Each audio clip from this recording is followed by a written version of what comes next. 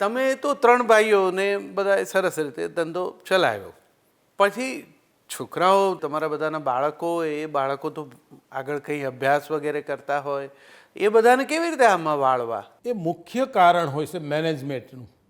એને તમે એવું ફ્રીડમ આપો કે જાતે જોડાય. ક્યારેક આપણે એમ કહીએ કે તને ખબર ન પડે, બેટા બેટા કરતા રહી અને બાપ વયા જાય ને બેટા કાંઈ સમજે નહીં. એટલે આપણે કાંઈક મૂકીએ તો એ પકડે, આપણે કાંઈક જવાબદારી મૂકીએ તો એ જવાબદાર થાય. એ મેનેજમેન્ટ છે કે તમે છોડતા શીખો. આપણે ઘણીવાર બેઠા બેઠા કહેતા હોય ને આ કેપ્ટનશીપ છોડતો નથી, હવે ચાલે એમ તો છે નહીં. એટલે પણ આપણે કોકને કહેતા પહેલાં આપણે તો ચંચુપાત બંધ કરીએ. એટલે આવું એક વાતાવરણ બનાવીએ, બાપ બેટો નહીં, કાકો ભત્રીજો નહીં, એક જે સમયે જે થવું હોય મિત્ર પણ થઈ જવાનો કે નહીં. આમ બાપ જેવી ખોટી રિસ્પેક્ટ રાખી અને બેટો બેટો કરતો રહીએ ને બેટો કોઈ દી મોટો જ ન થાય.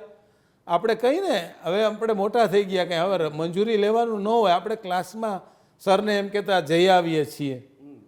તો એવું ન અનુશાસન હોવું જોઈએ, શાસન હોવું જોઈએ, વાહ, એવું વાહ, ફ્રીડમ વાહ. હોવું જોઈએ. વાહ ચંદુભાઈ, વાહ, બહુ મજાની વાત છે.